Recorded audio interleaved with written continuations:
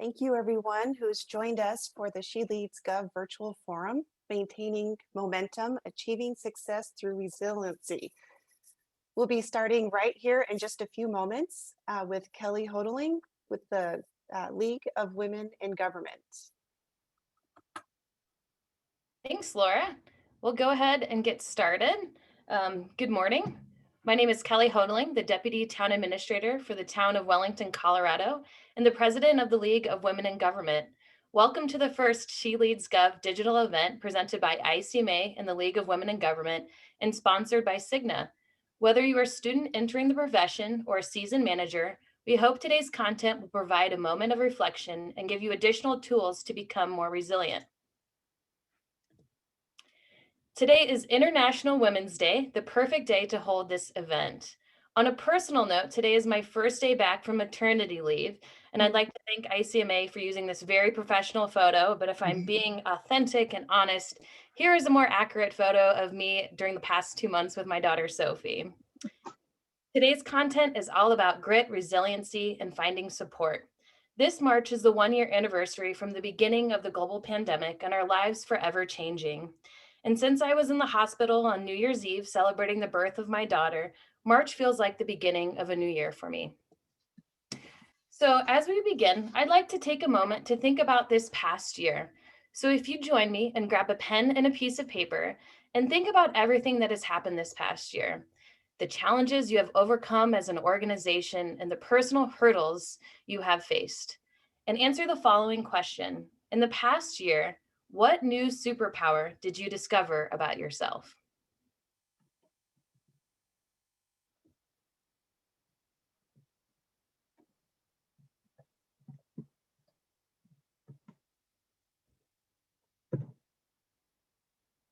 So go ahead and write that down and think about that during our time together today. Please join me in thanking our sponsors for this event, Cigna, who continues to be a strong supporter of the League of Women in Government and ICMA. Representing Cigna, please welcome Kimberly Funderburk, National Vice President and General Manager for Government and Education at Cigna. Thank you. Thank you, Kelly, and good morning, everyone, and happy International Women's Day. I'm Kim Funderburk, the National Vice President of Government and Education Sales at Cigna. On behalf of Cigna, a global health service company, I'd like to welcome you to today's She Leads Gov virtual forum, Maintaining Momentum, Achieving Success Through Resiliency. Cigna is a proud sponsor of this gathering. Before we get started, though, I hope you, loved ones, and friends are doing well. This has been a very difficult year, but along with ICMA, we've designed today to present an event that will inspire all local government professionals to strengthen their resilience amidst the changing and challenging pandemic, social justice concerns, and times of civic unrest. It's exciting to be with you today, and I'm very proud to work for a company that understands the value that women bring to the workplace. My own experience here at Cigna demonstrates that.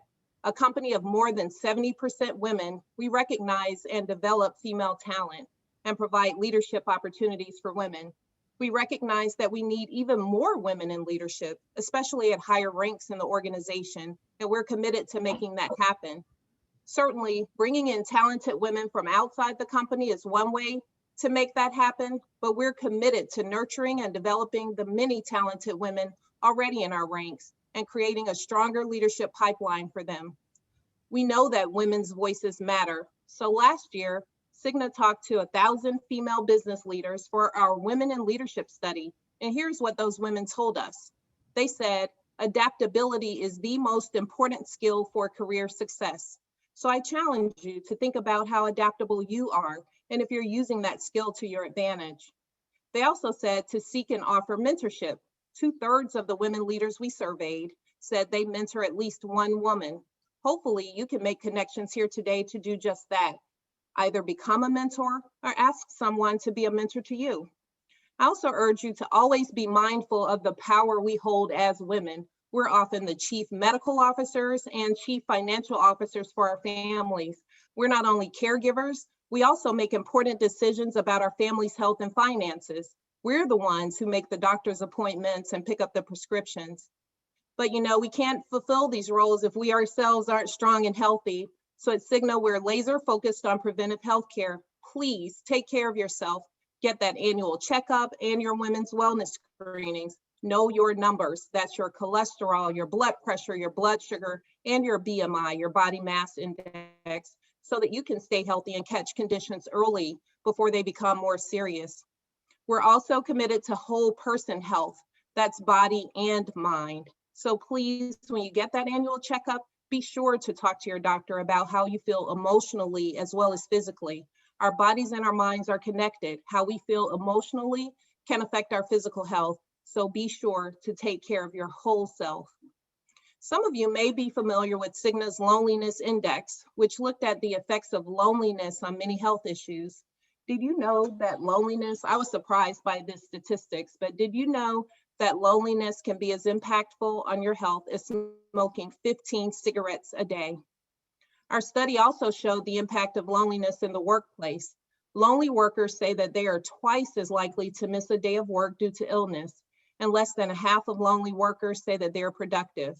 And lonely workers are more likely to say their work is lower quality than it should be. So let's all work together to try to improve this. Last fall, we built on our groundbreaking loneliness research to understand how Americans were dealing with the challenges of the pandemic, from isolation to increased divisiveness in our society and recognition of systemic racial injustice. During this COVID-19 crisis, Americans' resilience has been tested like never before. The Cigna Resilience Index, which is the largest US study of resilience among children, their parents, young adults, and working age adults, shows that Americans' ability to deal with challenges is at risk. So what does it really mean for you? Well, this research shows that building and practicing resilience from a young age has a significant impact on overall health and well-being through adulthood, which has the propensity to lower healthcare costs and reduce spending. So think about it, resilience impacts employers' healthcare costs. So high resilience is connected with healthier employees and their dependents. And for the employer, that could result in lower healthcare spending and a healthier workforce overall. In addition, you can think about resiliency from a life cycle perspective. The more resilient you are, then the more resilient your kids are, and it's sustainable over time. So if you think about the resiliency life cycle, if you will, then that means that resiliency will continue towards the future. Your kids will become more productive in the future, and in perpetuity, I guess I should say. So it is also tied to productivity in the workplace. Resilient adults demonstrate higher performance, satisfaction, and engagement. So now, armed with these unique insights, Cigna is committed to providing tools and resources to help people not only overcome today's challenges and future crises, but ultimately to thrive in the face of them. In closing, for these comments, I hope you will enjoy today's event and be inspired. And just if you'll recall these few things that I covered: be adaptable, stretch your skills, seek or be a mentor, take care of your whole person, body and mind, and engage and make real connections to avoid isolation. So thank you for allowing me that. And so let's get to the meat of it, why we're here for this great panel discussion. We've put together a fantastic panel discussion this morning: components of your success, a coach, a mentor, and having an advocate in your corner. So whether your goal is to focus on a specific short-term performance aspect, to gain all-around personal development, to seek support, or all three, this tremendous panel will explore the difference between a coach, a mentor, and an advocate.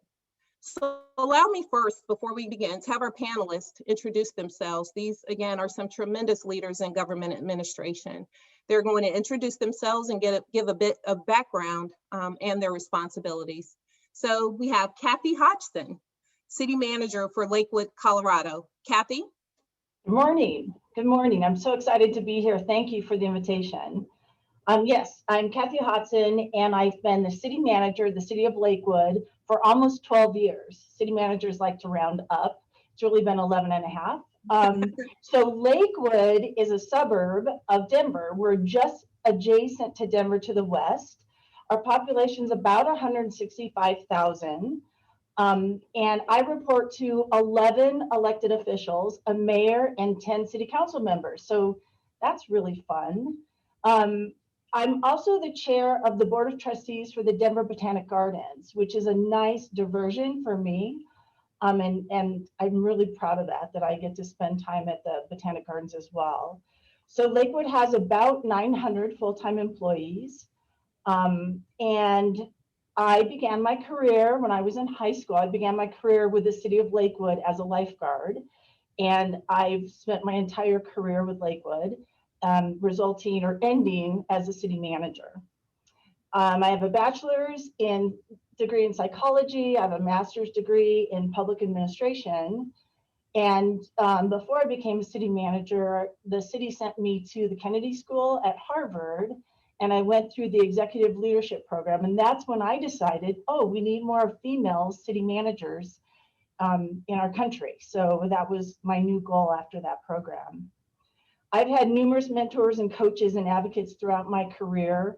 The journey's been filled with high notes and low notes and sour notes, and I'm just so grateful for the help from my mentors. So I'm excited about this topic, and I'm again really grateful to be here. So thank you. Thank you, Kathy. We also have Sean Stokes, who's Director of HR for Prince George's County in Maryland. Sean. Good morning, Kathy. You're a hard act to follow. I mean, I should have went first. Why didn't you put me first, Kimberly?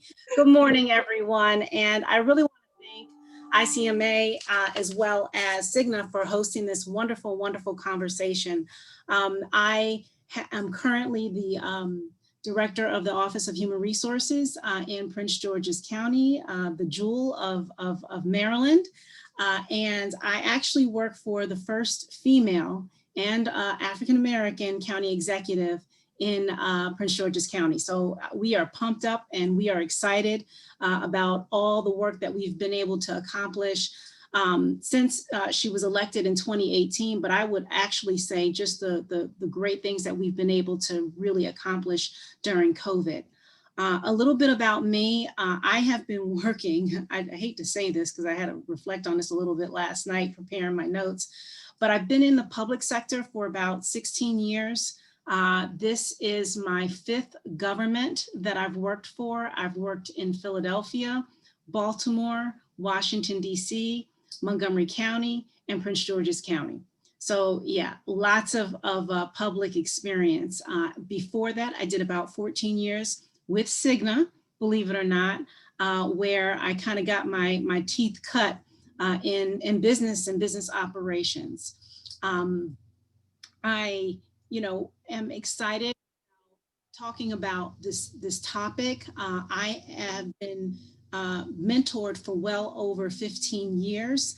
And, today I think it's just going to be a real, direct and to a certain extent, transparent conversation around what mentorship looks like. So in terms of education, I have, believe it or not, my undergrad is in business and accounting, and my master's is in engineering, business process operations.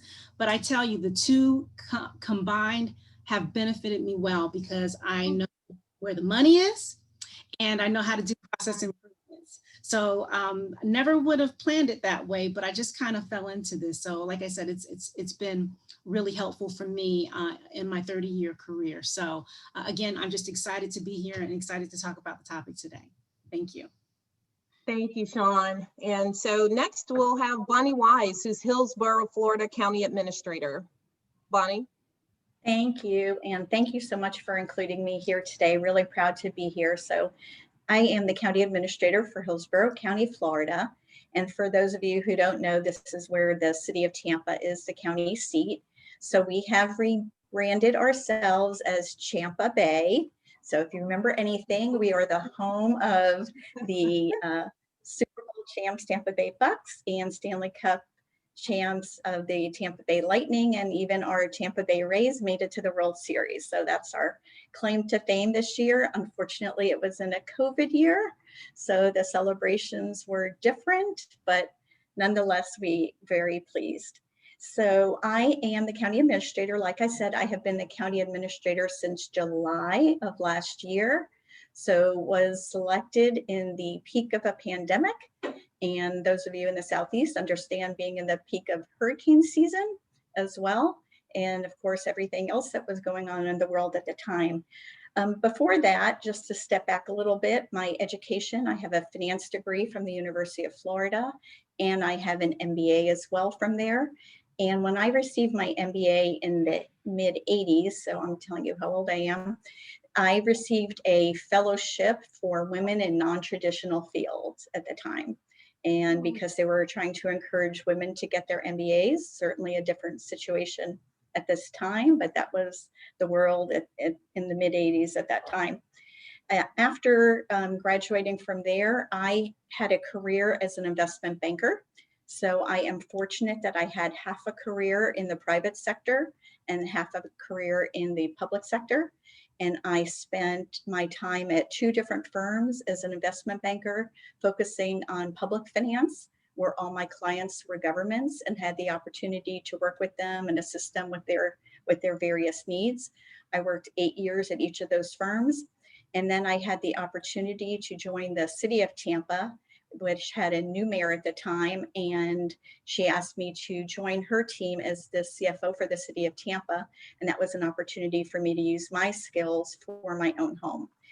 Then 8 years later, so you can see this, I have a 8-year trend going on here, and joined Hillsborough County as the chief financial administrator, and did that actually for 9 years, and then becoming the county administrator. So I have had many mentors, whether informal or formal along the way, who have helped me in my career. And certainly everything I can learn from each of them, good or bad, I think helps us become a better person. So thank you for including me. Thanks, Bunny.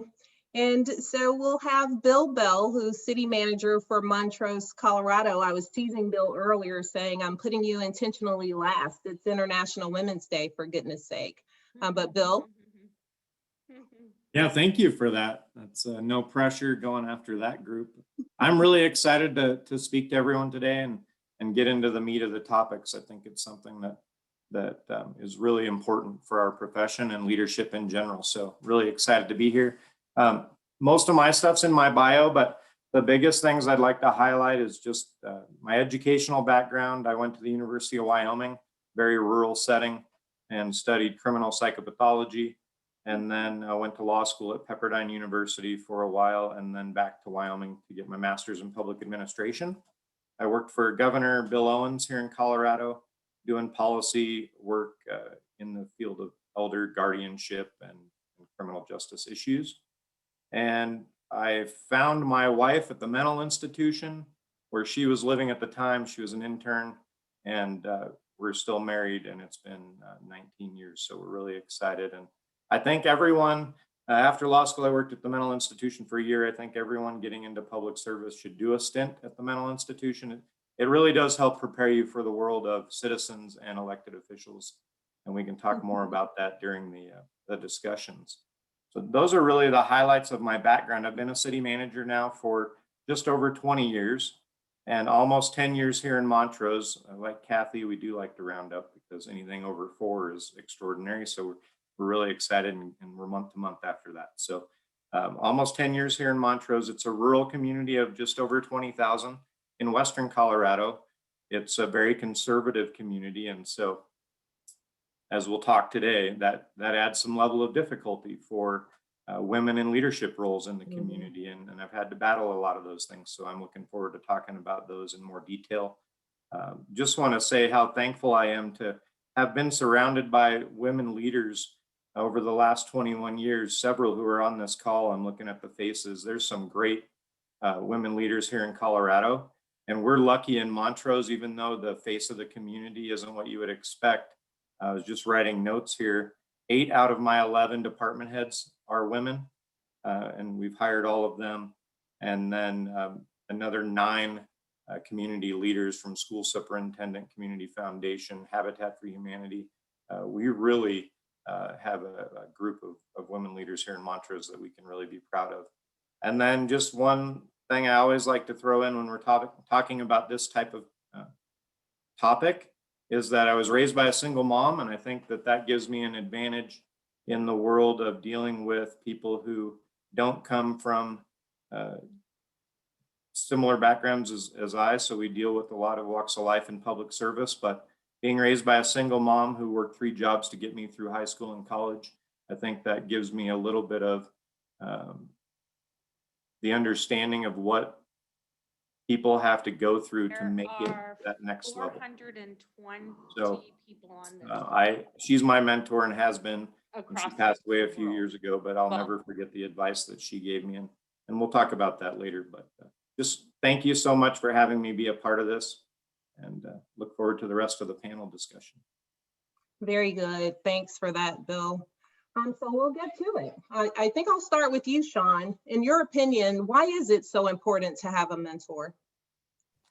So good morning again, everyone. I'll start with when I first decided that I wanted a mentor, I thought that they were going to solve all of my problems, right? I thought that this mentor was going to tell me what to do.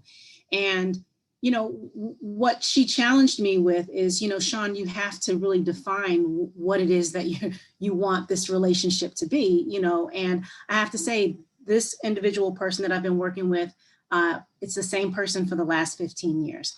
And what was critical was making sure that we had a understanding of trust and respect for each other. And from there, I thought it was really important, and she thought it was really important for me to define what it is that I want in a mentor, right? So I think you also need to be clear about that. And as I unpacked that, what I realized is I needed someone who was going to be honest with me, that was going to be direct, someone that was going to challenge my thinking, and someone that was a good listener. Now, that may be different depending on what your needs are, but when I had to kind of unpack that, that's what it meant for me. And I also knew that it was going to be important for me to have someone who would help and encourage me, right, to follow the goals that I had set out for myself, immediate, mid-range and long-term. And, this mentor, who again, to this day, she supports me in every way, even to the extent of providing some tools, right? Whether they're activities that I need to do, books I need to read, professional development, identifying those professional development opportunities that kind of help me get through whatever it is that I'm dealing with or what I'm trying to reach. And, I think, mentorship also forces you in a way to be very uncomfortable with yourself, right? Because you think that it's the mentor doing the work and it's the mentee doing the work, because it really does force you to answer the hard questions. So it requires work. So understand that going into mentorship is just not this conversation. I found that 9 times out of 10, I was walking away with a lot of assignments and a lot of work, and then checking in on those work activities or homework assignments that she was giving me. I think from an outcome, from like why I wanted a mentor, it's seeking the desired outcomes that you want for yourself, not just from a career perspective, but also professionally. And I have to say, when I went in, I was just thinking about where I wanted to be in terms of my career. But I also look at us as like kind of this one vessel, right? You want to separate, but it's actually all one. So as I was getting into this mentorship, I realized that there were a lot of things, not only did I have to address from a career perspective, but there were also things that I had to address personally. And the thing about mentorship, 15 years later, I am still growing. I'm still having to do the work. I'm still trying to be the best me that I can be.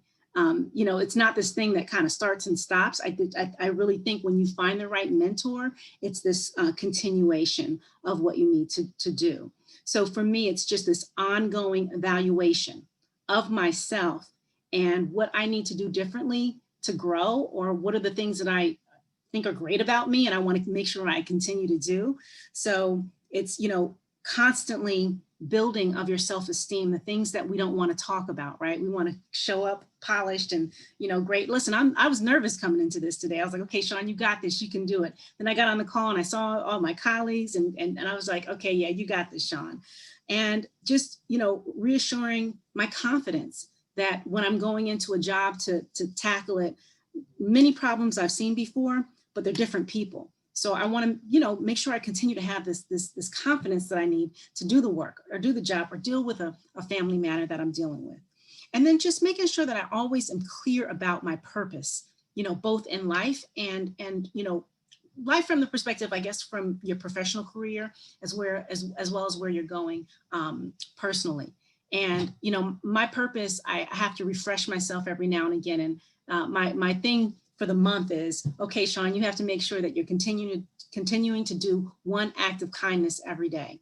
And that's something that just kind of keeps me grounded in my purpose for life. I can't always volunteer and do things, but there's small things that I can do to put a smile on somebody's face, you know, or buy something for someone, or just do something kind. So those are the things that keep me going. So, you know, the benefits of having a mentor, it's very, very rewarding for me.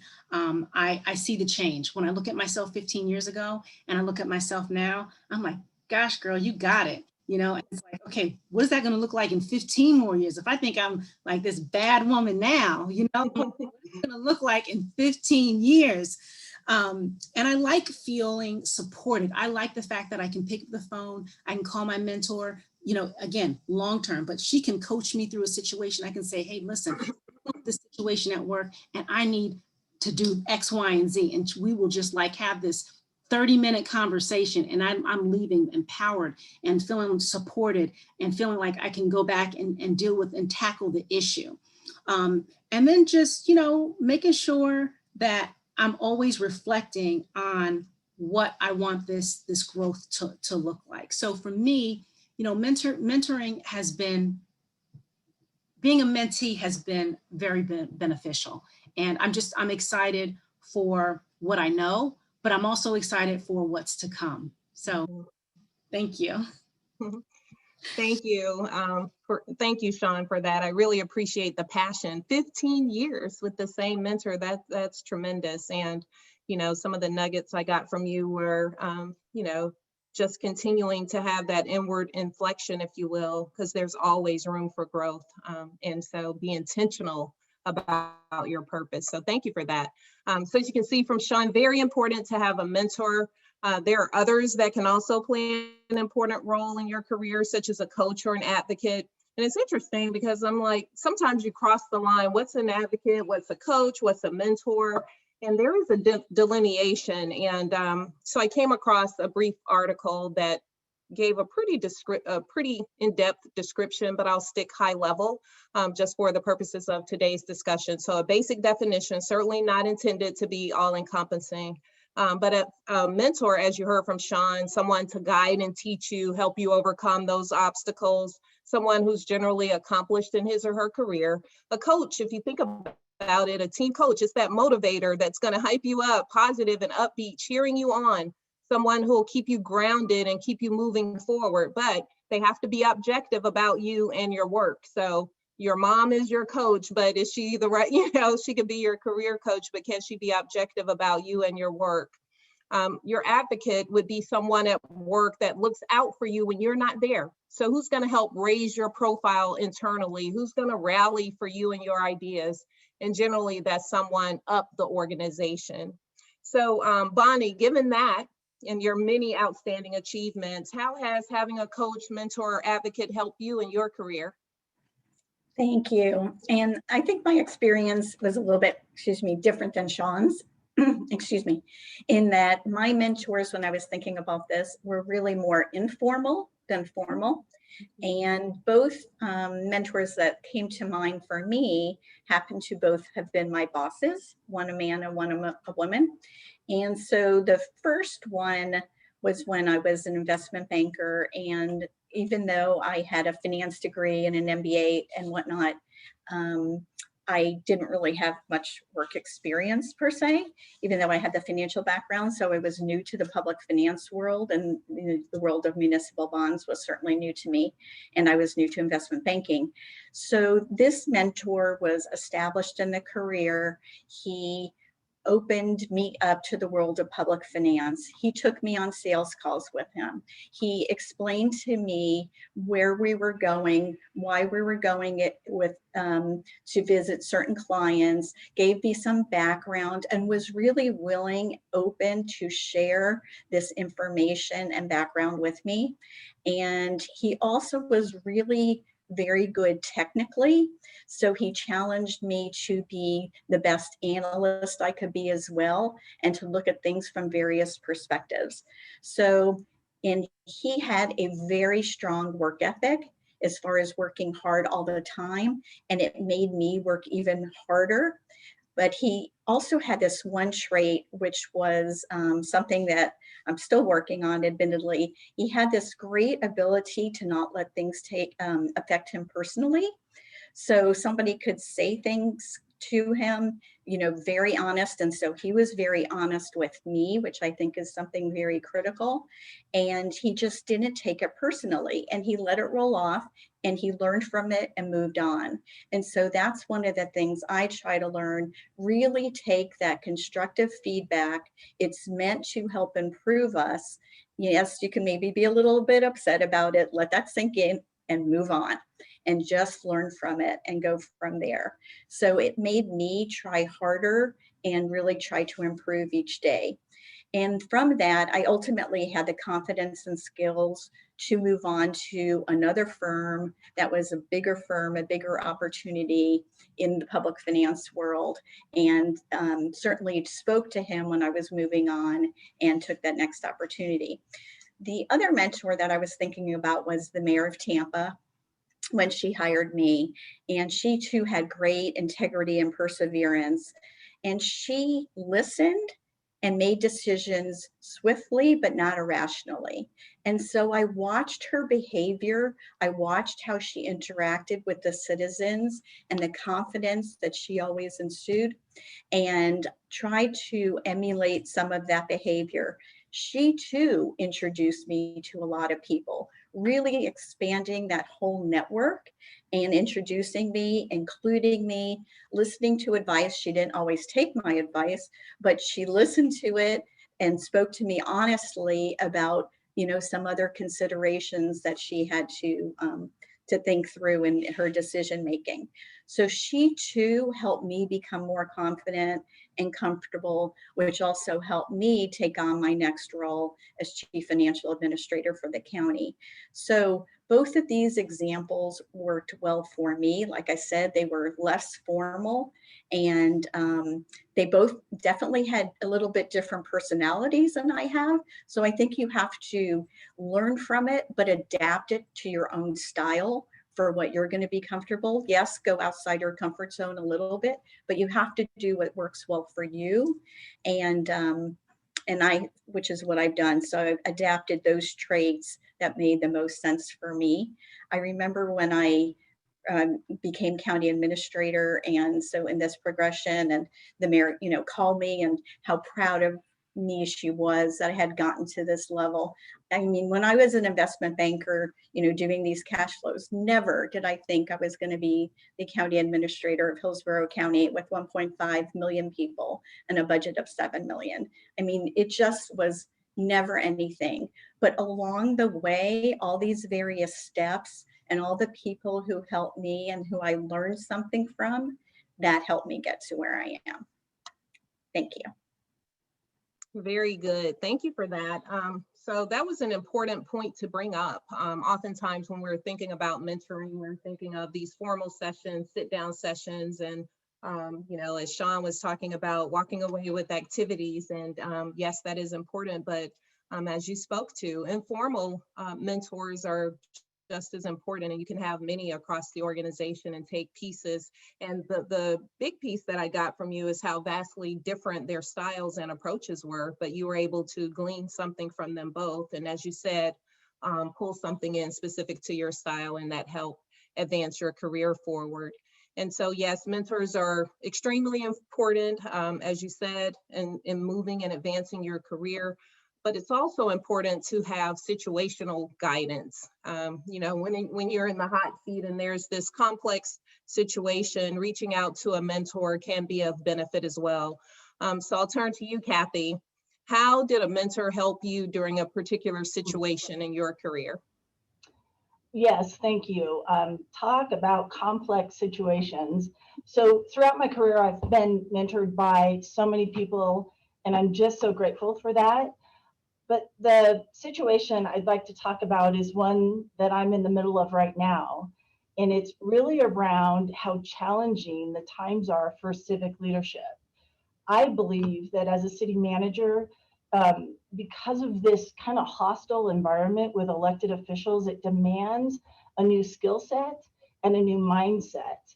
At least in Lakewood, and think about it, I think even across our country, think about our national politics, there's more hostility and it's more threatening. I mean, I even have a city council member who's filing lawsuits against the city and against her peers. Things have really changed in my career as it relates to the relationship with our elected officials. It feels as if it's become more tribal.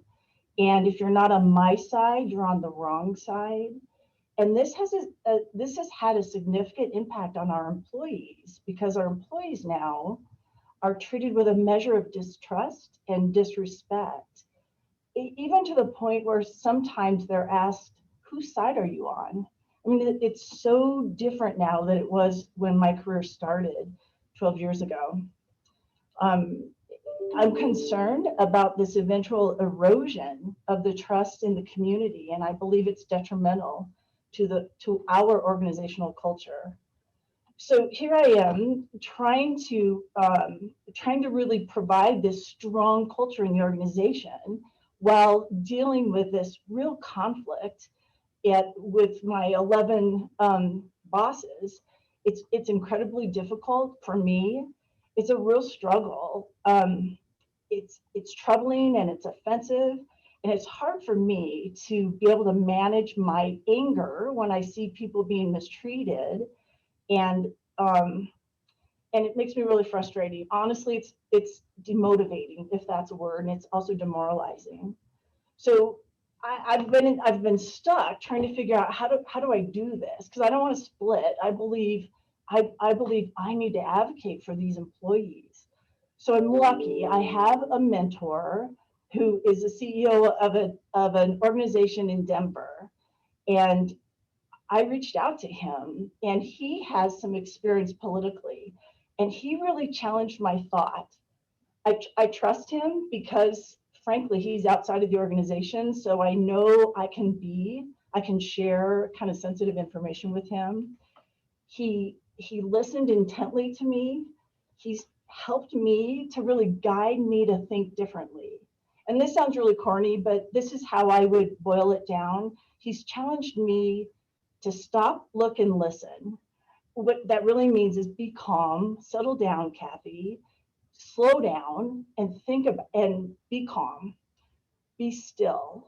Also be inquisitive. What's going on? And what are the real problems? What's really the root of this conflict? And be open-minded. I don't always know, period. So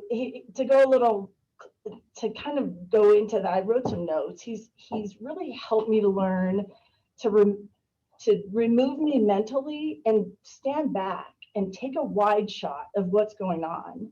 It's important to separate the emotion from the situation. Man, you can get caught in the emotion when there's anger and frustration and people are mean to each other. He taught me to really think about, are you diagnosing the conflict right? Or are you misdiagnosing it and just relying on your own patterns and the rut of your own thinking? So what else is there? He encouraged me to have empathy for these. We're all just a bunch of humans, whether you agree with them or not. And don't internalize. Don't internalize.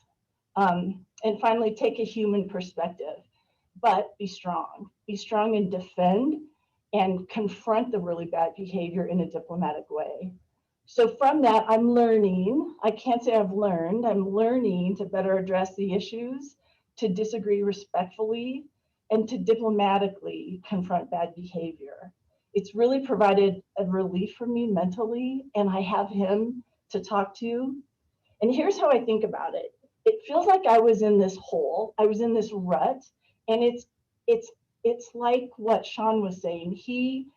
It's like he gave me a ladder to help climb out of that, out of my mess, and to look at, not mess, but all of the conflict, the storm that I was in, and to look at the situation differently.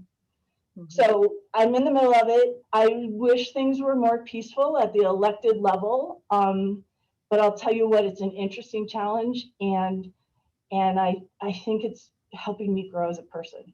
So thank you. Very good. Thank you for that. And Kathy, I'm going to come back to you for another question. So if you'll be thinking about it, you mentioned your mentor is outside of your organization. So I'd like for the audience to understand, how do they then contemplate inside versus outside, but I'll come back to you for that. So Bill, 20 years, well, I'll round up. You said you're supposed to round up. I think I heard you say 21 years in public administration. So you've certainly had some great influencers in your career, I'm sure. We've heard some great nuggets from everyone on the panel this morning, but what are some of those golden nuggets of guidance and advice that have remained with you throughout your career? I've never had a formal mentor relationship in my entire career. Okay. I've been actually really shy. I'm a really shy person. So I was never self-confident enough to go to approach someone and ask them to be my mentor. I wish I would have early on. So what I've always done is I just watch people and I study people. And that's one of the things I'm most passionate about. And in each of my organizations, we study a lot of psychology and a lot of internal leadership programming, talking about getting to know yourself so you can know other people better. And so we focus on that a lot.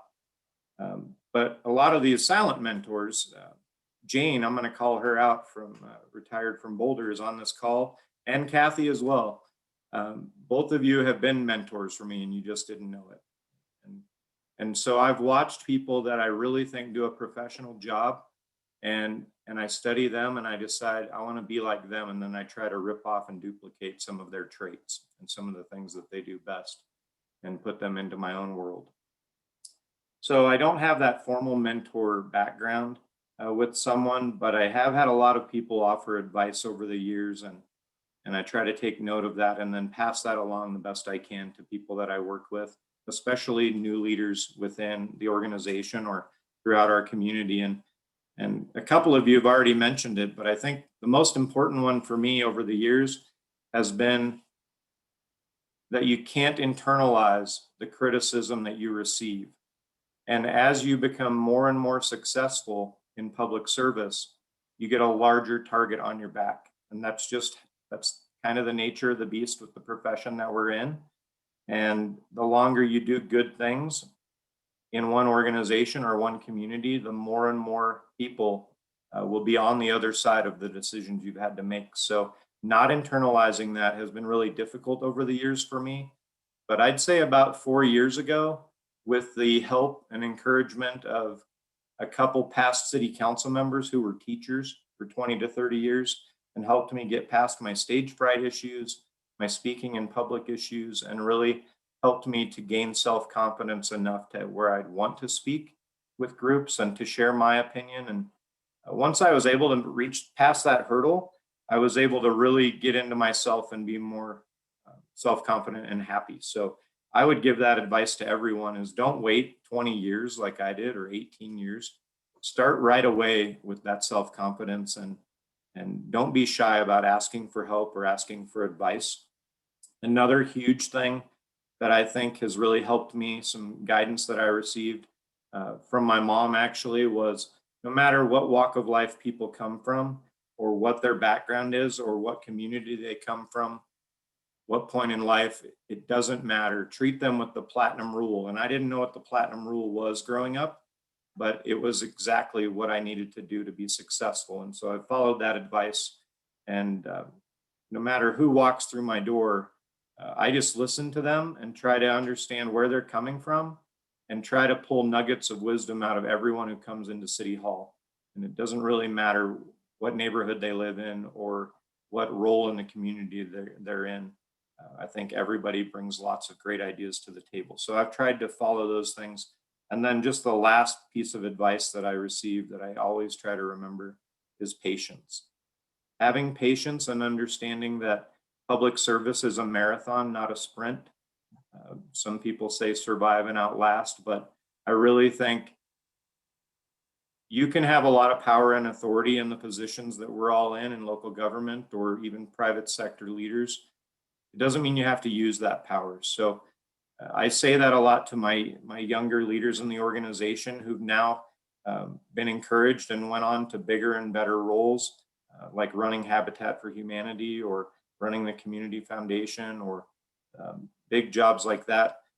Early on, they'd come to me for mentorship, and they would really be frazzled at the lack of respect they'd receive, even though they had the formal education. They just couldn't break down those barriers. And I would always turn it back on to the mentee and ask them to really think about where that person's coming from. And at the end of the day, who gets to make the decision?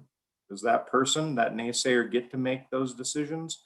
Or do we get to make those decisions because we're leading the community?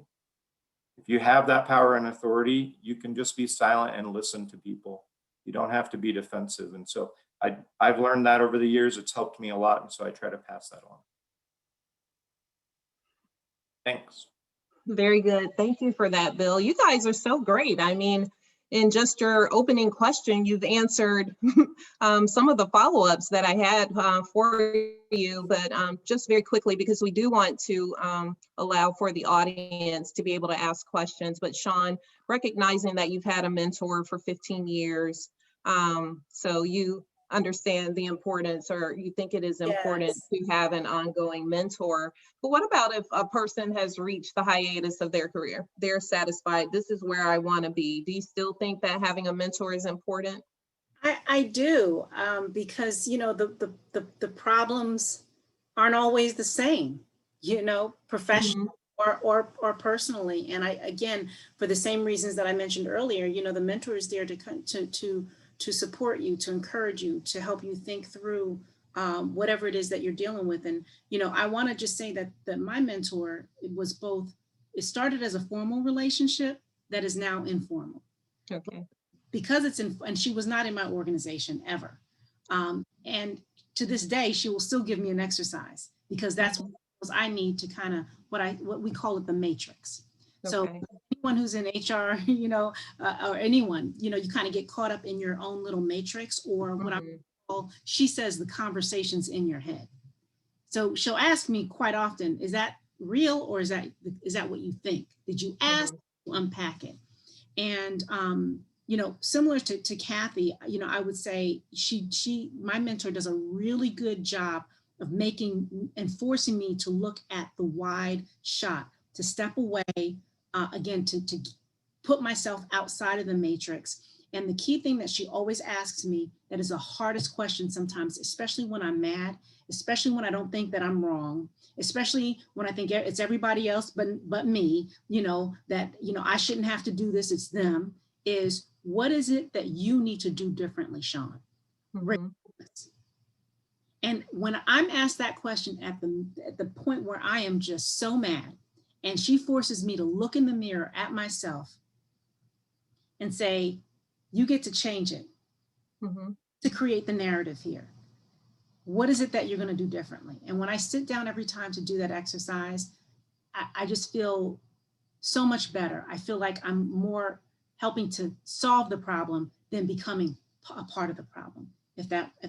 Hopefully you're following me. So, you know, I would say, you know, for me, in terms of mentoring, I don't know that I do much formal mentoring. It's probably more all informal and asking a lot of great questions of people that come to me. And I'm gonna always be mentored because I want to remain open and flexible, and I want to be a better me. And I don't care if I'm, you know, 80. I just feel like there's always things that we can work on. Very good. Well, thank you for that. I know we are pressing up against time, so let's open it up for questions in the audience. And I'm going to come back to you, Kathy, to that question that I have for you. So hopefully we'll have time in this open Q&A. Do we have questions in the chat? Yes, we do. Mackie is asked, what in your experience has been a good way to go about finding and asking someone to mentor you? Very good. And maybe Bill answered that a little bit for him, right? So he's not had a formal mentor, but really just from watching and who's that person that you want to emulate. But I guess, Bill, if you have other nuggets and others from on the panel, how would you suggest someone go about asking? I also heard Bill say, just go up and ask. So we'll start with you, Bill, if you want to continue some of your thoughts, and then we'll turn it to whoever else would like to speak. Sure. One of the awesome things that I've been able to do over the last 5 years has been to be a mentor. And I never really thought about it until the really strong young female leaders in our organization came up to me and said, and they must have been on a panel like this in some conference, and they came up and said, "You're going to be our mentor." And I said, "I don't know what that is." And they said, "Well, you're going to meet with us weekly. We're going to meet for an hour and a half every week, and we're going to talk about things that we bring to the table to make us better leaders." And I said, "Awesome. That sounds great." So don't be shy about asking. Just go. It feels really good to be asked to be a mentor to somebody, that it kind of, lets you know that what you're doing is the right thing and somebody's actually watching and paying attention. Anyone else? Any other questions in the chat? We did have a question earlier that is regarding who can play any of these roles. Can it be a supervisor or a peer? Can you talk a little bit about that? Yeah, sure. Who'd like to? Bonnie? Sure. I think there's really a lot of options. So as we discussed, it could be somebody in your organization, somebody in your community who you respect well, and it could be, it could be a supervisor. So I think there really are a lot of options that are available. And, somebody whose behavior and whose career you admire and want to try to learn something from, and also somebody who's willing to share, because as we know that there are a lot of characteristics of a good mentor. The person does need to be able to provide that honest, candid feedback to you and be willing to open up. So, when I was looking up, some of the characteristics of a good mentor, the stuff that's on the internet, one of the things that jumped out at me, it said a good mentor will have well-established professional networks to help their mentee expand their own networks. So they have to have that and be willing to share that with you, because I think that's really critical. So you do want to have somebody who is open and honest and gives you that opportunity to grow. Thank you, Bonnie. And then just to piggyback on that then, Kathy, how should they think about, whether the mentor should be inside or outside the organization? Yeah, thanks. I think this is a nice place to talk about that. From my perspective, one size doesn't fit all. It really depends on kind of what your situation is. I think there are real advantages to both. The advantages to having a mentor from outside of the organization, at least for me, are like I said earlier, you can share sensitive information that you wouldn't want to permeate in the organization. Sometimes I overshare to get all of it out, and it's safer for me to share with an outsider again than to somebody in the organization. The other advantage to having a mentor outside the organization is it gets you out of your rut thinking, or it's kind of the organizational thinking that you're just so used to, and those are the patterns that you always default to. So talking to somebody from outside the organization kind of challenges that thought, and it gives finally it gives an opportunity to explore and to learn new practices that you can incorporate into your organization. However, having the advantage of having a mentor from inside of the organization, I think, are pretty obvious. It's people from the organization understand the inherent systems, so you don't have to spend a lot of time explaining and and people just kind of get it because we all kind of live in that world. There's a familiarity with the roles and responsibilities of situations. Frankly, there's an awareness of the personality difficulties. Again, we're all just a bunch of humans and we're odd, and people's personalities do come into play in the workplace. And finally, an internal mentor can help you strategize from a place of knowledge, which can be really beneficial. My personal experience has been both throughout my career. Right now, an outside mentor feels really safe to me and really helpful. My former city manager he's like the only person who vividly understands this experience in this particular city.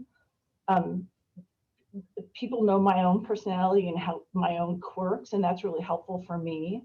And finally, I rely, like Bill had said, I rely on other city managers and former city managers. Jane is amazing, and she doesn't know this, but she's really been a mentor to me during just having lunch and listening to the way she thinks about things has been really comforting to me, frankly. So I see it both ways. I see advantage to an internal mentor as well as an external mentor. It's kind of just, it kind of depends on what your situation is. Very good. Thank you. Any other questions in the chat? Yes, we do have time for one last question. A lot of people in the chat are asking for your link to what you referenced earlier. And if you can provide your quick definitions of coaches, mentors, and advocates. Okay. Are they asking for the panel? Because I did, I can tell you what I got from my article and I can read it. Can you please share the link to that article in the chat? That's Sure, what they're asking for. I can absolutely do that. Is there anyone who would like to ask a question? We've got time for one more. I can throw one out there just to anyone on the panel. We're in a virtual world. So how has being virtual impacted, you being a mentor or you being mentored? Who wants to take that? Kathy? I can start by saying, it's very convenient to be in a virtual environment. You can just hook up with somebody who's across the state and have a conversation, which is just delightful. On the other side, though, there's always two sides to everything. On the other side, you just don't get the humanness. You don't get the body language. You don't have the advantage of just human to human. So I honestly really enjoyed the convenience, though, of the virtual world. And I think once the pandemic is far past, I wonder if we're not going to rely on the virtual connections more than we ever have. That's a suspicion I have. So that's a piece. Yeah. And this is Sean. So my mentor is not local, so and she hasn't been for a long time. So this is someone that I would maybe see twice a year. And most of our conversations, she's been advanced. Like, 5 years ago, she's like, okay, let's do a face-to-face virtually. So I don't feel like there's been any hiccups in my ability to be mentored. Mentoring is probably another challenge. I don't know that I've, mastered what that needs to look like virtually. I don't know that I probably just have a little more work to do on being a mentor virtually, because I'm used to that human touch. Yes. I would think that if the relationship already exists, it's probably okay in virtual because you just can continue. Maybe developing the relationship might be a little bit tougher, so it might take a little bit more effort. Yes. I agree. Well, thank you. Certainly in today's virtual world, things are very challenging. But as we said at the outset, mentoring, coaching, advocacy is critically important. So I am certainly hopeful that you were able to gain some insights from today's discussion. We had some wonderful leaders here on the panel with many, many years of experience who left some amazing nuggets of information to take back from you. So thank you, panel. It's been wonderful, very insightful. But now what we have is a few minutes set aside for a mindfulness break. We talked about resiliency, the importance of that. So take this break as you recharge with our self-guided compassion and self-care meditation. So thank you for attending today. And again, happy International Women's Day.